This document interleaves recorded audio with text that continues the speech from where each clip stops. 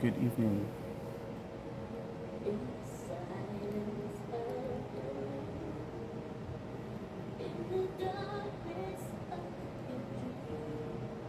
I want you guys to hear this. If you can. Hopefully you can.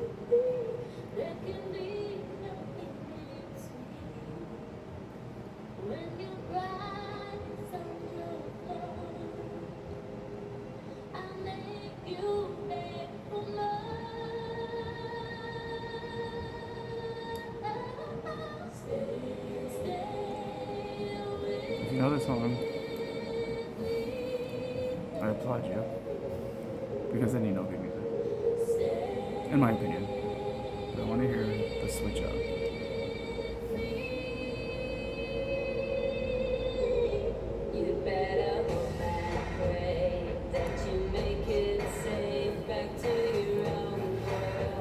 So,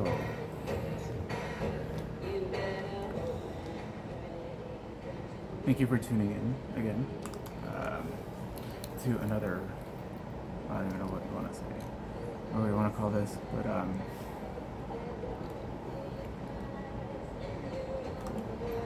I want to first normalize shower conversations.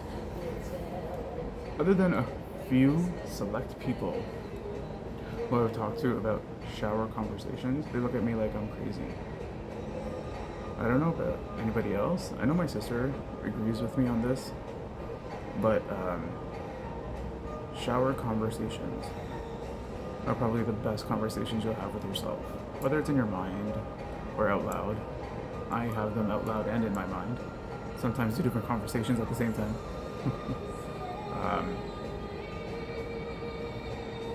But this morning, I was thinking about exactly like where I want this to go and the whole purpose. And then of course I start to overthink.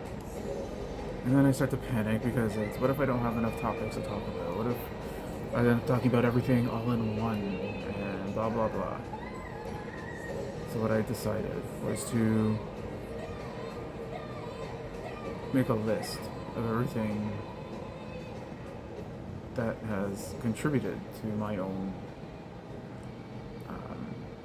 mental health journey, whether it's post or during or pre or whatever. So I started to compile this list, and it started to get a little lengthy. So what I thought of doing going forward, I was gonna do it tonight, but I'll get to that in a minute. So what I've done is I've started to kind of just write them down on little pieces of paper, and because I don't like to plan anything, because then I'll be thinking about that all day instead of what I should be doing. Cough, cough, work, cough, cough. So I've started to add them to this is an empty candle holder that I have. I love it though because of the design. But anyway, not the point.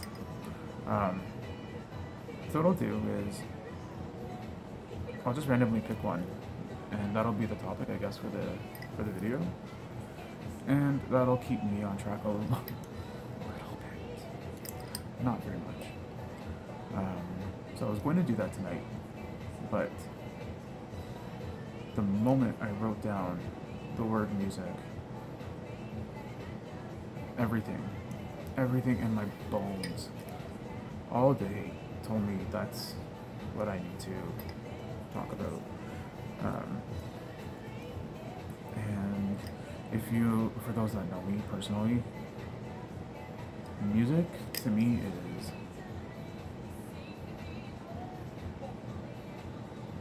I can't even describe it. I'm getting emotional. I don't play an instrument. I've taken lessons. I used to play keyboard when I was a kid. Everybody got taught how to play the annoying recorder. I was in band in high school, not in high school, in like grade 8, grade 7, where I played the trumpet. But I never really continued anything forward other than being able to play Guitar Hero at an super expert level on like the fastest speed ever. Because we used to, at the time, my boyfriend and I used to download like cheats for the game, which would give you like the super speeds. Anyway, again, not the point. But music, I know it's so cliche, and so I hate when people say this, and I really don't want to say it myself, but how true it is music is life. Music is fucking life, and I don't care who you are, I will argue this point. It's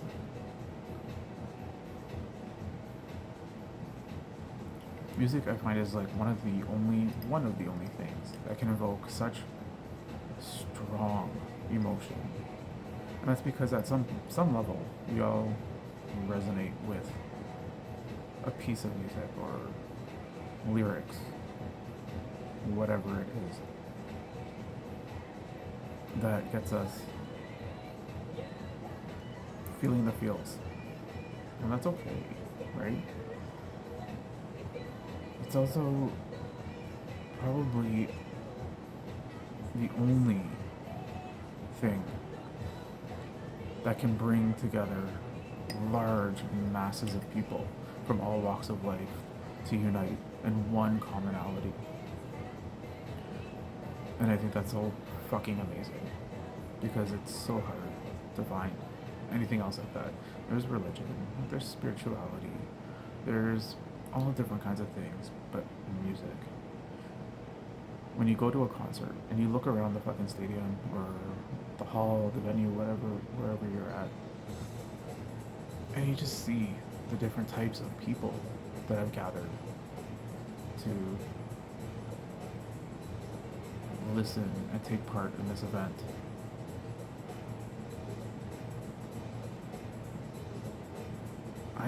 I find it so amazing. But anyway, that was a long fucking intro. I'm sorry, I'm swearing a lot. I'm gonna try to control that as much as I can. So yes, going forward, I'll be just pulling out something from in here every night or during the day. I'm gonna try and get these done a little bit earlier. That way we have a specific topic, and it's not really planned, right? So if you have any suggestions, please, by all means, send them forward and I'll add them in here. I'm open to everything. Anything and everything. It doesn't even have to be about mental health. We can talk about anything. So with that being said, before we get into it, another thing, I think I will do the affirmations and the oracle cards separately. I think I'd like to have the affirmations at least out to you guys. Whoever's watching, whoever's listening, have them out to you guys earlier in the day. That way you can take it with you.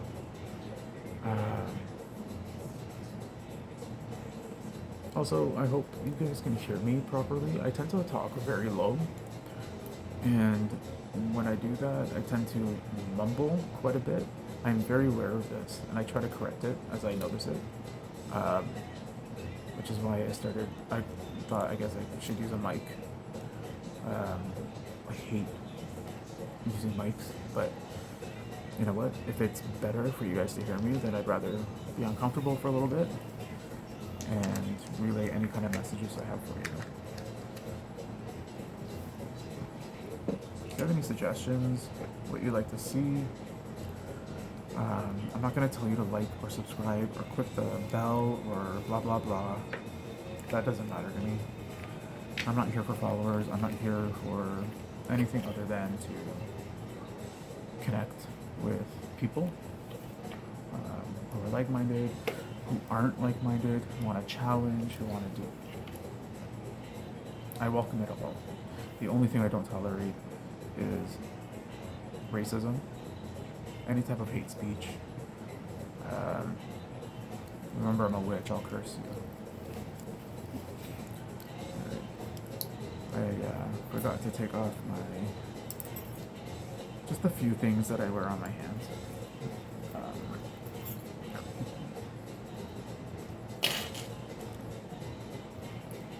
Let me know what's your favorite kind of music. Do you have a favorite band? Do you have a certain song that has gotten you through something that you basically go back to over and over and over again? Um,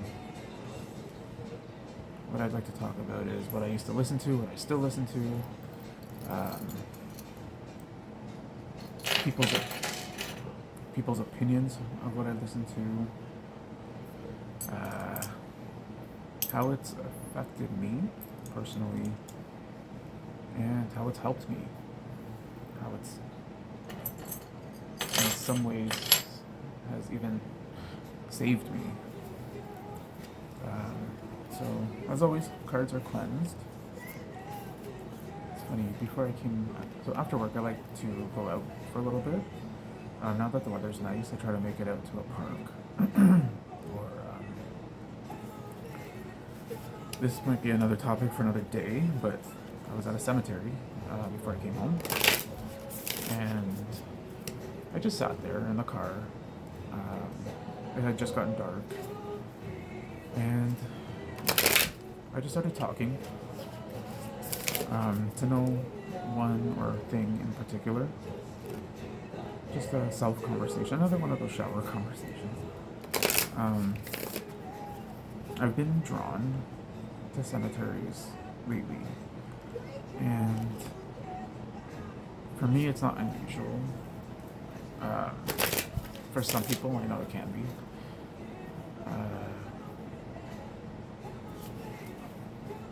I've been trying to practice listening to my intuition and how that feels for me and how it shows up for me, which is not easy because I'm not used to doing that. I'm not used to listening to myself. I just sat there and I talked, and a lot of it was about doing these videos and, my intention for them, which is just, like I sat there and I almost started crying because why is it so hard to help people? And I had to sit there and think about that for a minute. No way am I an expert on anything. I'd speak from experience, and what I've been through and what has helped me, what hasn't helped me, the people I've met, the people I've had to let go of. I just sat there and the only thing I could think of was speak about music, talk about music. So that's what I'm gonna do tonight, and I know we're already like 15 minutes into this. I'm sorry guys, but recording these is very new for me in terms of recording them for somebody. I'm used to recording video journals, but not for anybody in particular, right? It's always been for me to, if I wanted to look back on them or watch them, which I don't usually do, it's for that. So I tend to ramble and I tend to mumble and I tend to don't really care because nobody's paying attention. So this is a big learning curve for me. It's very much pushing me so far out of my comfort zone. But sometimes it's nervousness where I'll just continue talking, like right now. I don't remember if I cut the deck. So tonight's topic. Can we get an affirmation for today, please, for anybody who's tuned in, for myself and for them? What message do we have for them today? What message do we have for them? For them, myself, for everybody. Something positive. There we go.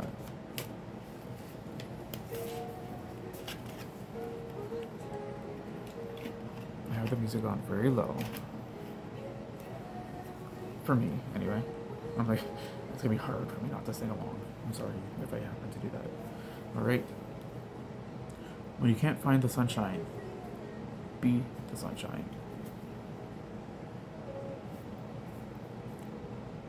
There are days when the sun might literally be shining, but you feel under a dark cloud.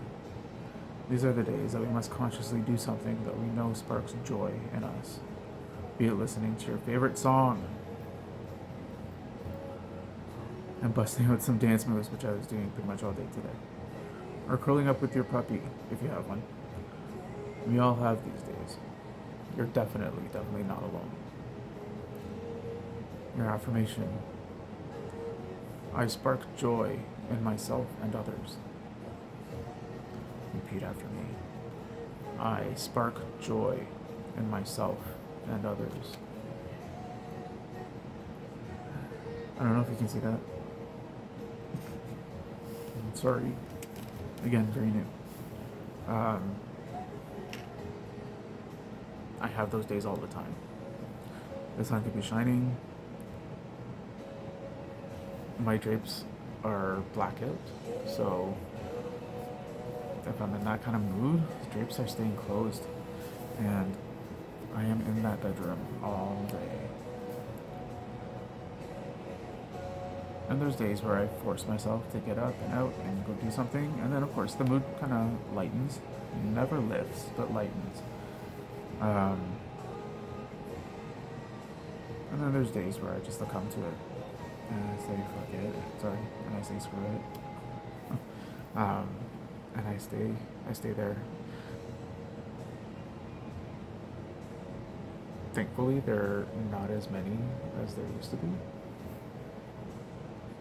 but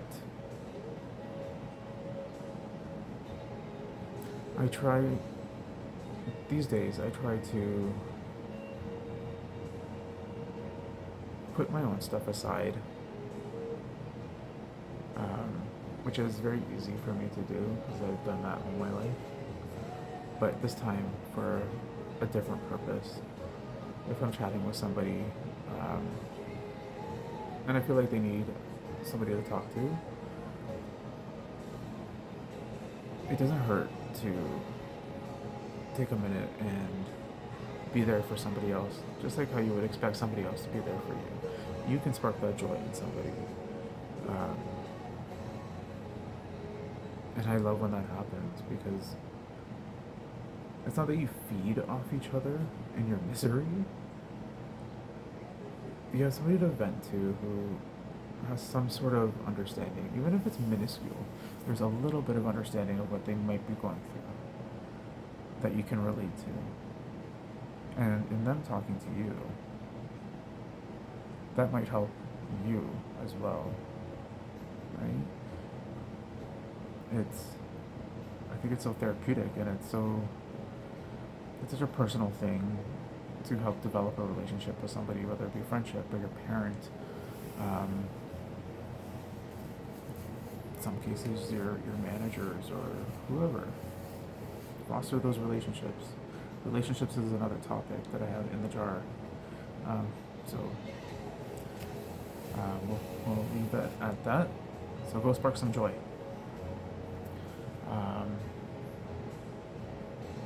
So music. I listen to a lot of variety. So when I was growing up, I wasn't one to go play with a lot of people or a lot of kids. I listened to a lot of music. One of my first memories is Michael Jackson, in terms of music. And just thinking he was so cool, and I wanted to be like him, and I wanted to have my hair like him, and just the world loved this man, and I loved his music. Black or White was not even understanding the concept of what he was singing about. I just remember loving him, and when I saw the Bad video, I wanted his outfit so bad. buckles and everything hanging off him. It was so like punk, metal, goth, emo, just everything rolled up into one. And he wasn't, color of his skin was probably more fair, but he was a black guy. Not dressing the way you would normally see somebody of that ethnicity dressing at the time, in the 80s. And I just remember being like, damn, like I want to be him. Music has been a big thing in my life, and there's been a lot of questioning around people who knew me back then or who know me now about the type of music I listen to, and a lot of them think that it fosters this depression and this self-loathing, and it really doesn't. And I tell people, don't talk about what you don't know, because when I was younger, I was forced to stop listening to what I was listening to at the time, because people thought that that's what it was, like my ideation or my depression and all that stuff was coming from this music. To give you an idea, I was listening to a lot of Marilyn Manson, a lot of Slipknot, just loud, angry sounding music, and a lot of it was angry. And at first, it was because this person was so different from anything else I've ever seen at the time. And I'll never forget the day that I first saw Manson on TV. And I remember my sister was in our family room, flipping through the channels. It was a Sunday afternoon, I believe, or Saturday. All of us were home. She's flipping through. I guess she lands on Much Music, and I'm just like, I don't know, skipping along past the door, going towards the kitchen, and I guess she landed on Much, and I think it was like halfway into his video for Sweet Dreams that was playing. And I remember I just like stopped in my tracks, and I was just like, who is that? I didn't say it out loud, but that's what I thought. I was like, who? Like, who is this? Who's... and I just stood there, and I think we watched the rest of the video, and of course, my family were like, what the F? Like, just, because he was all about the shock value and all of that stuff. And then I'm thinking, I need to hear more. I need to see more. I need to everything more. And I think I must have been about 12, maybe 12 or 13, I want to say. And that's around the time where I was starting to, like, these thoughts, and my brain was starting to pick up on things, and just a very confusing time for me going into grade 7, so the big school, because our high school and I guess junior high, 7 and 8, were in one school, and I never really seen goth culture or anything like that.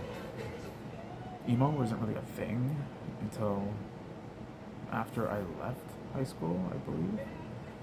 For me, it was all about that whole goth thing, and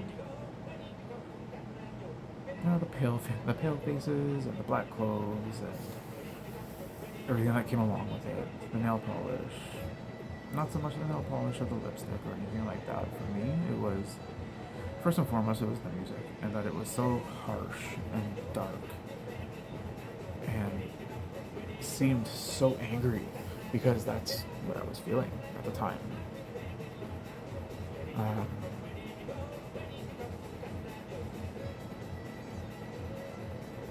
and so I did whatever I could. Again, this was before the internet was a huge thing and everything was so readily available. So every chance I got, when I would go to the mall or something with my mom, and she'll tell you, one of the first stops would be to the music store. Since I was a kid, Music World, HMV, Sam's, like, and I would just wander. Um, and usually, like at that age, wasn't really listening to the radio a lot or anything like that. I think Spice Girls were coming out as a big thing, or were already in their big thing. I don't remember. Um, Backstreet Boys, I think so. Backstreet Boys, Spice Girls were the groups at the time. So I was going from 6 to 7, I think, grade 6 to 7. But then I remember, I think it was in 6th grade, because I remember my friend Nabil,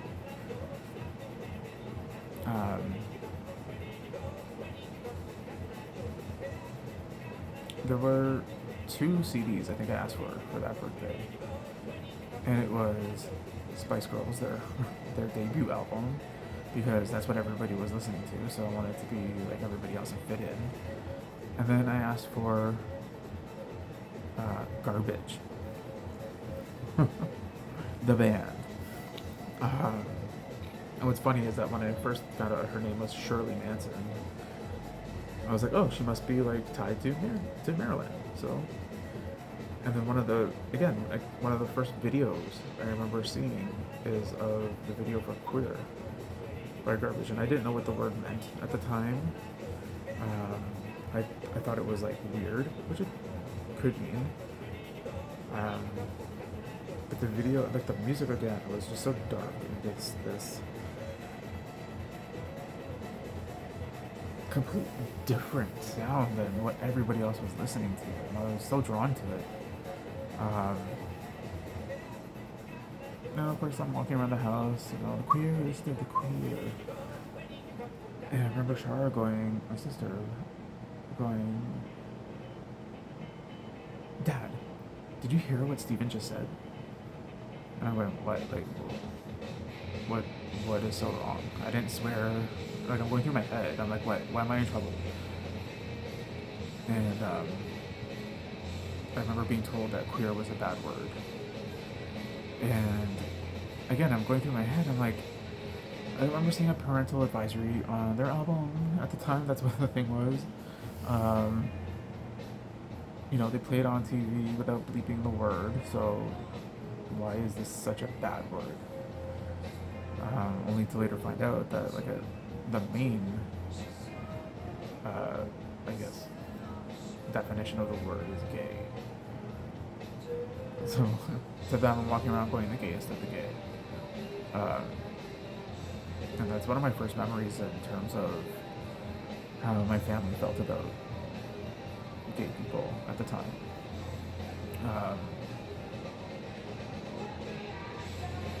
So of course I never sang it again in front of anybody.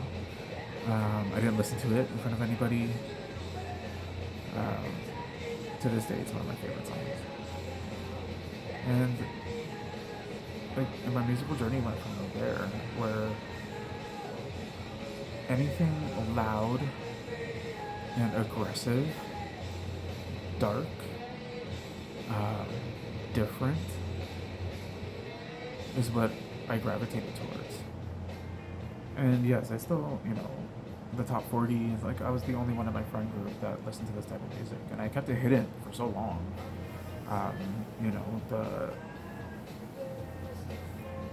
I would almost study what was being played on rotation. So when somebody would be like, "Oh my God, did you hear the no so?" I'd be like, "Yeah, it's pretty good." um,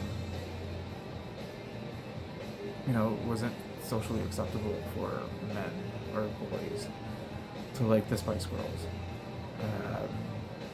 or it wasn't socially acceptable for boys to like Britney Spears. She was big at the time too, or starting to come out.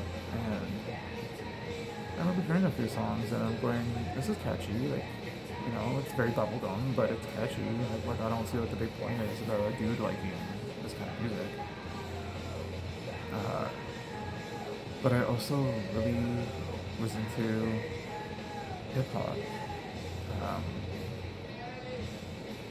I was starting to find out who Busta Rhymes was, and Missy Elliott was one of my favorites.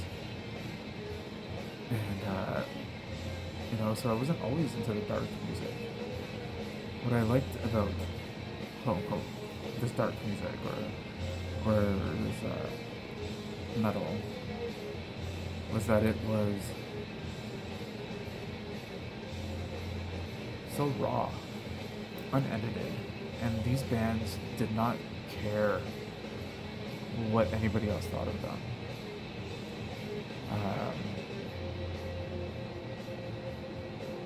And then I slowly, I guess, started to change the way I dressed, and within reason, I guess, Randy River was like my favorite store. Everybody was going to Champs, I think it was, for their athletic wear and all that crap, and I was going to Randy River for plaid shirts and the extremely wide leg pants. I think they were like 26. I think the widest I had was like 30-inch diameter for the legs. I've been trying to find those, and they're so rare to find now that I think Etsy has a few, but and they're expensive. But that's what I was gravitating towards, and I was trying to not dress the part, but almost blend the two worlds together without raising any questions. At one point I was wearing the wallet chains and but it was still subdued, that nobody really said anything.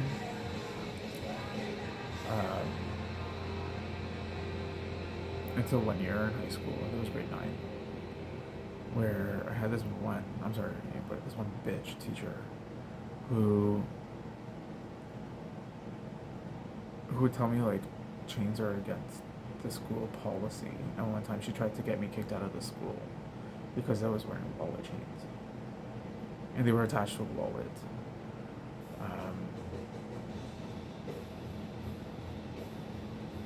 I remember this woman. She made everybody's lives miserable. But I think one of the biggest moments for me was when, again, the first time I heard Linkin Park. Linkin Park is, and will forever be, my favorite band. I've never resonated with a band so much in my entire life, up until this point, than I have with Linkin Park. And again, I remember the first time I saw them on TV, and it was me flipping through the channels this time. And at the time, on like a Friday night or something, sometimes Much would have concerts, or I would watch the countdown.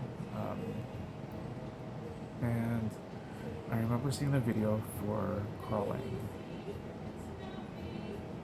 and it was like, by the time I landed on the channel, it was halfway into Chester screaming Crawling, and I just immediately stopped flipping the channels and stared at the TV. I've never heard a dude scream and sing at the same time so effortlessly and so beautifully. I didn't care what the hell he was saying. And then, the secondary things kicked in. I was like, oh my god, I love his hair. how do you do his hair like that? So since then I was trying to spike my hair like he did. I wanted to get blonde frosty tips like he had. Well, it's just, I fangirled over Chester and his style and his tattoos and just everything. It was the first time I saw somebody with a lip piercing. And I remember wanting one. um, and then when I finally kind of, again, I launched myself into this research of Linkin Park. And the second video I saw that came across the TV at some point was One Step Closer. And I had started writing poetry at the time. And I don't know where it came from. It would just happen.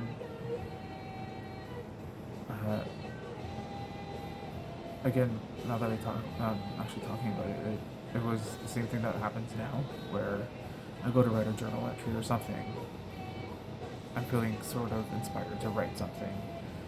So it starts off as a journal entry, but it progresses into this almost structured but not structured mashup of words that sort of make sense but don't make sense. Kind of make sense, but yes, they do make sense. Some of them are very direct, and some of them are you have to think about. And I remember listening to some of their songs and going through the lyrics and thinking, oh my god, this band is writing my journal or my poems or whatever you want to call them, and Chester's belting them out the way I wish I could have. And I fell in love with everything about this band. They had a little bit of hip hop and rap with Mike, and then they had Chester with his the voice. Oh my god! And it was all about Linkin Park from then. Linkin Park. I used to go between Linkin Park and Manson. And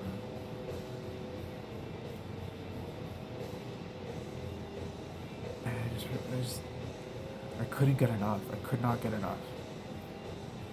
And Linkin Park was my band all the way up until when I graduated, until today. But like up until I graduated high school. And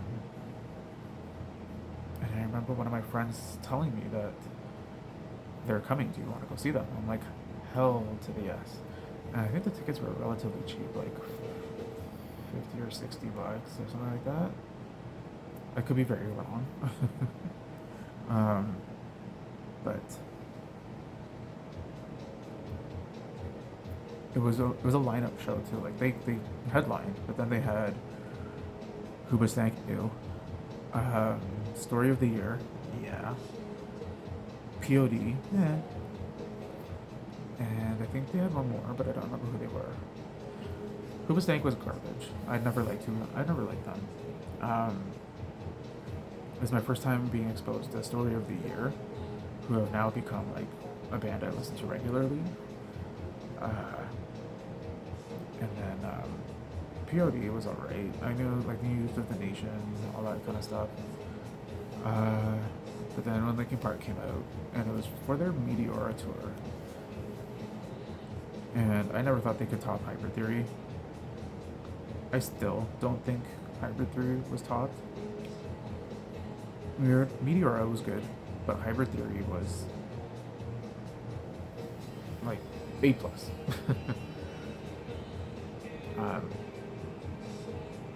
And I just remember everybody had their phones out, filming the show and whatever, and I couldn't, like no. I wasn't about to watch the concert through a screen. And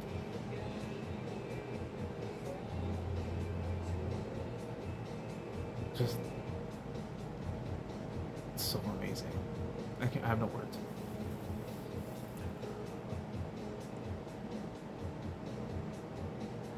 So growing up, I listened to a lot of heavy stuff. I remember when So I was in high school around the same time where all the high school shootings happened, and that was the big thing. That was the big story. And of course, they all blamed the person, you know, who was easy to blame at the time. Who's the most controversial person right now? Manson. He had just come out with a new album, Mechanical Animals, and Columbine happened. And I remember going, it's so dumb, like, why would they even blame somebody for causing what another person did because they listened to music? If that were the case, don't you think that it would happen so much more than it was? And I mean, it was happening pretty often. But then it turned out that these kids didn't even listen to him.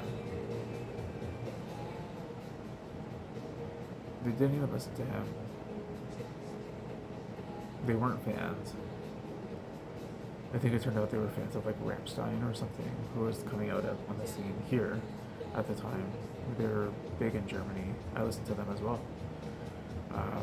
Not a lot, but there's a few songs I do like by them.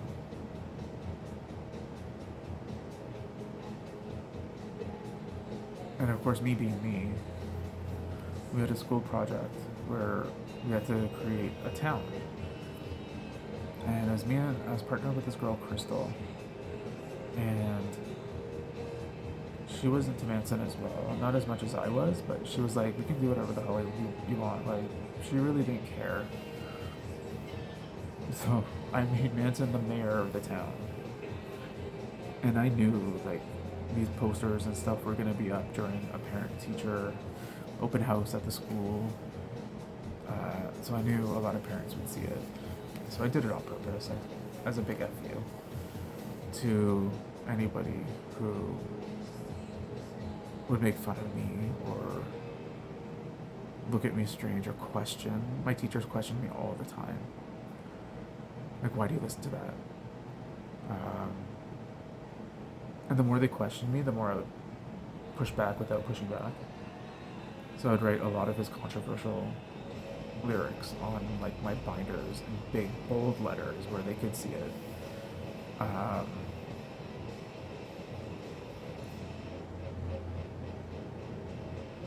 Again, as a big FU, like, who cares?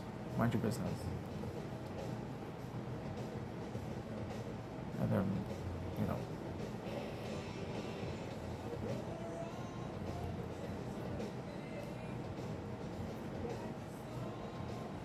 now that I'm older, I've listened to this music throughout my life.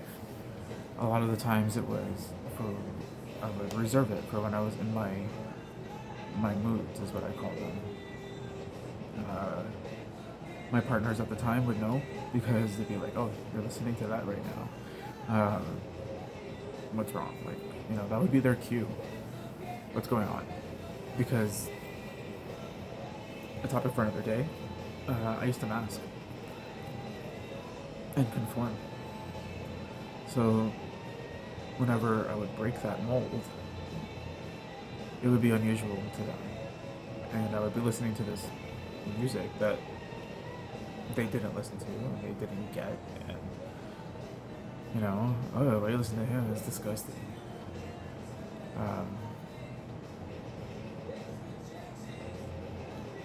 But whoever says anything about their music, not just him or Linkin Park, anybody, don't talk unless you've done your research. Like, I used to ask them, did you read the lyrics? Have you listened to any of this stuff? No, but he's weird.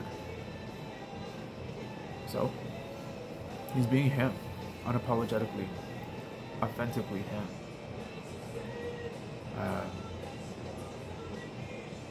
I know that I'm older and I've gone through life experiences, and I listen to their music and read their lyrics in such a different light,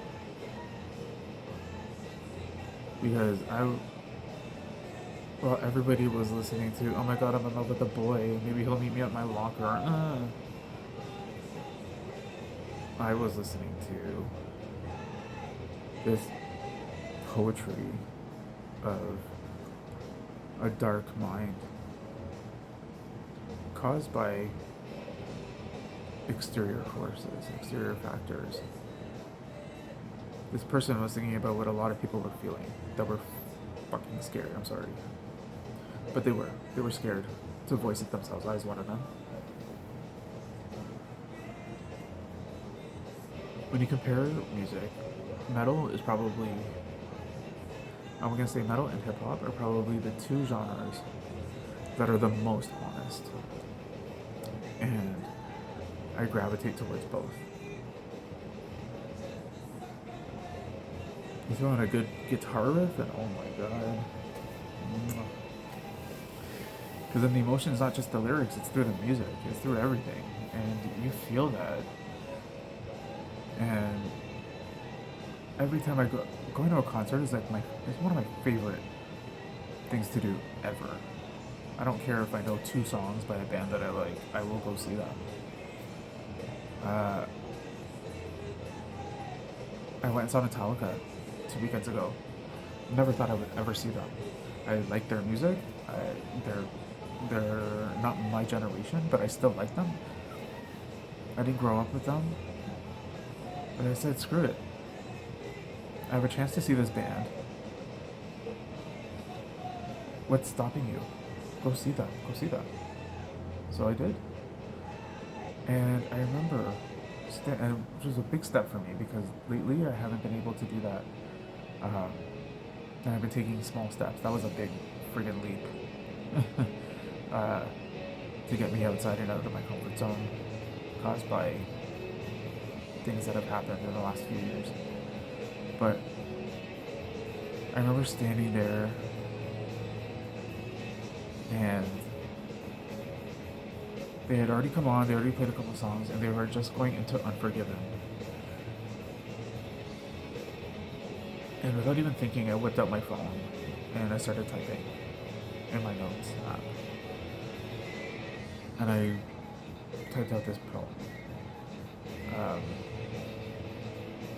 And it was basically how sometimes we all feel alone in this world. And that nobody understands us and nobody gets us. And we try to explain and we try to explain and we try to explain, but nothing happens. I speak from personal experience. But I'm standing in this room full of people that have all come together for one purpose tonight, and that's to witness this band that they love. And that happens to me every time I go to a show. I will stand there at some point in the show and just look around at the stadium. And you see people singing and having the most amazing time. Whatever's going on in the outside world doesn't matter at that time. You become friends for 2 hours with these people that you don't know. You will never meet again, most likely. For me, it happens to me every time at a show, whether I'm with somebody or not. This is the second time I've gone to a concert by myself. And there were these two blonde chicks beside me who, grew up with this band. Like, their moms out on the town tonight. And they're like beside me headbanging. And I couldn't help but laugh. And I joined in with them. And like, they made me feel so welcome. And I'm this big brown dude who's dressed like I'm a 14-year-old emo kid in high school. And they were like, "You're so awesome." They're like, blah, blah, blah. I'm like, "Oh, thanks, blah, blah, blah." And we're just rocking out. And, it was like every concert's such an experience, and if you haven't been to one, I highly, highly suggest. I can't stop talking enough about the power of music and just. I'm gonna have to do like a part two of this video because I'm almost at an hour and I haven't even like scratched the surface. I don't listen to the radio. I make my own playlists and I listen to whatever my mood tells me to listen to at the time. From the moment I wake up to the time I go to sleep. It's usually playing when I'm sleeping. Music is on all the time at my home. If I'm watching something, it's music videos, it's concerts, it's everything. Everything surrounding music, and it's such an integral part of a mood shift as well, because I've woken up in such shit moods. And I'll say, you know what? My go to is to go listen to this moody crap, which keeps me in that mood. Let me put on something cheerful and happy. For me, that's soca music, anything Caribbean. And within a couple of songs, I'm up and gyrating and acting a fool in my own place while Felix, my cat, looks at me and is like, what the hell are you doing? But it lifts it so much more. Then there's days where it doesn't. Like, I'm not saying it does it every single time, but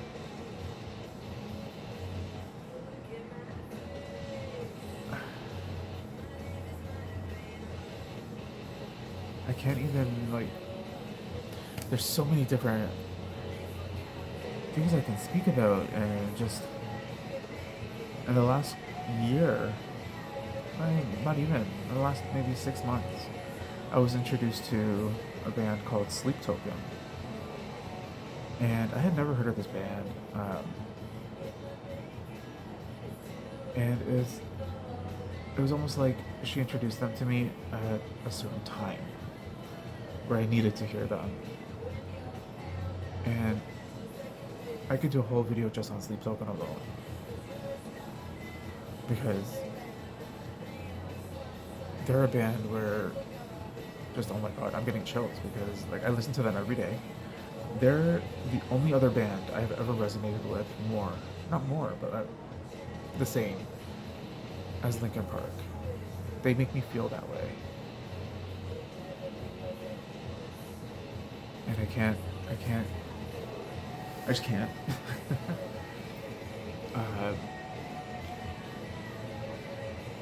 Amazing, just amazing. The lore behind the band is a little cheesy. I dig it because I'm into that kind of stuff, about a deity and all that stuff. But the lyrics, when you actually sit down and listen to the lyrics, and how this band incorporates so many different genres of music, you can't count them as one type of music. There's so much that they incorporate into one song. They'll go from metal, switch it up to hip hop, R&B, jazz. At one point, I thought the dude was giving like Ed Sheeran vibes. It's just, and then you dive into the lyrics, and because they're such a secretive band, their music is so open to interpretation, and that's awesome for an overthinker like me. Because every time I listen to it, or a song or whatever, I find more and more in it. I think I spent a month and a half dissecting Ascensionism by then, and now I'm on to Higher. It's just, and these songs just pop up randomly. Like, I'll hear them, and I'll be like, yeah, it's cool, I like it. And then I'll hear it one day and be like, wow, something will click, and then I will just have it on loop, on a repeat. And it's usually these times where I'll write my own stuff as I'm listening to their music. Just so powerful. Music is so powerful.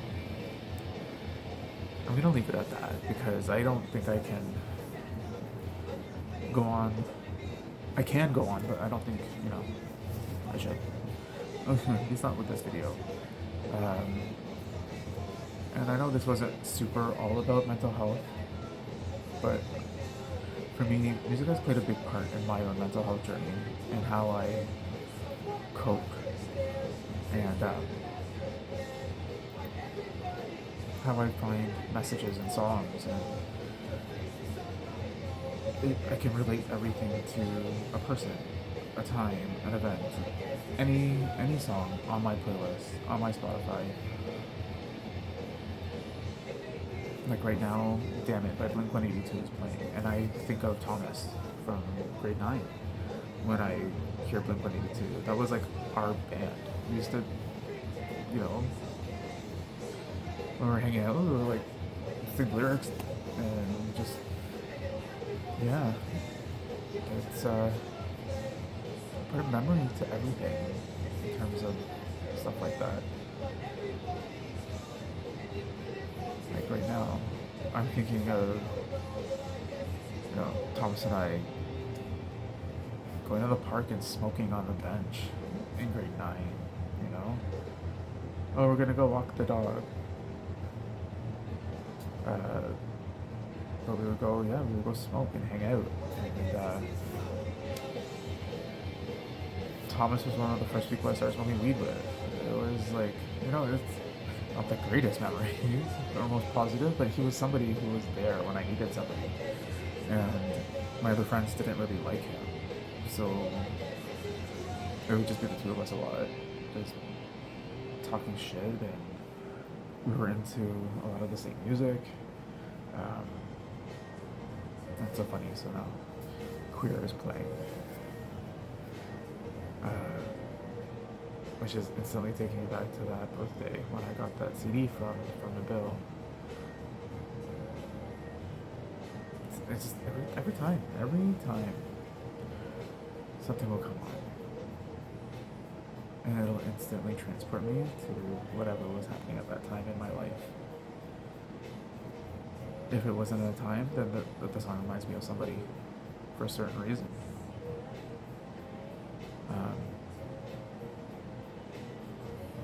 And I hope you have a love of music the way I do. So let me know, like, who's your favorite band? What invokes that emotion in you, like my bands did with me, and continue to. Like, I didn't even get into the whole controversy about Manson being sued for, like, he was Me Too'd, right? By Rachel, whatever the hell her name is. I didn't even care about that. Honestly, I didn't know what was going on until recently, because I've taken myself off of that kind of stuff. I don't follow anything like that. But whatever they do in their personal lives is their own bullshit. I listen to the music, and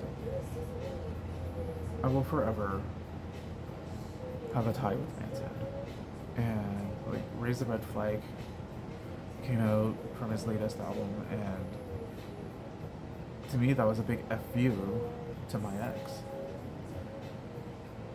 who became like probably the biggest bully I've ever had. And that song is, you know what, my red flag is your white one soaked in blood. Meaning I'm ready to kick your friggin' ass and take my life back.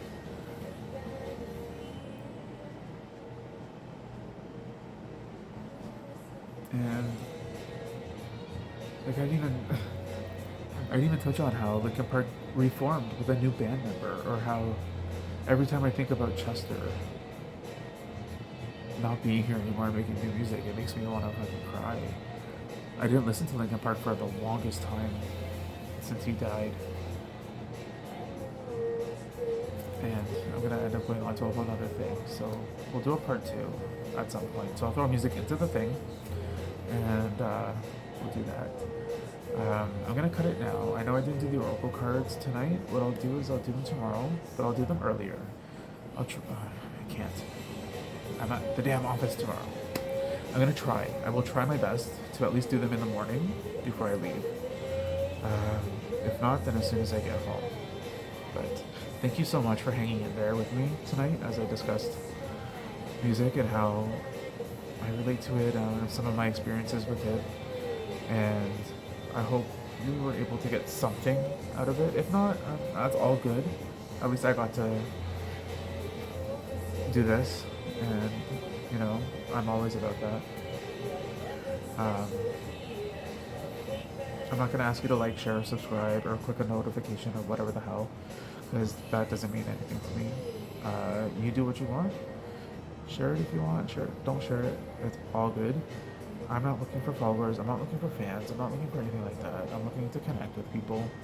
And, you know, if you're out there and you have nowhere to go to, you feel like you can't talk to anybody, throw a message in my DMs. Because if there's one thing that you need to know, and if nobody's told you today or before at all, you're special. You deserve to be happy. You deserve to be loved. And don't let anybody take that away from you. It's not worth it. Don't give them that power. No, you're better than that. We all are. And there's a group of people out there that love you. Even if you haven't met them yet, they love you. And they'll be there for you. So, you go do you. But if you feel like you're in that place and you're watching this, message me, please. My Instagram's open. You can message me on YouTube. I don't care. Message me somehow, day or night. You are special. You matter. You are not alone. Thank you. I'll see you soon.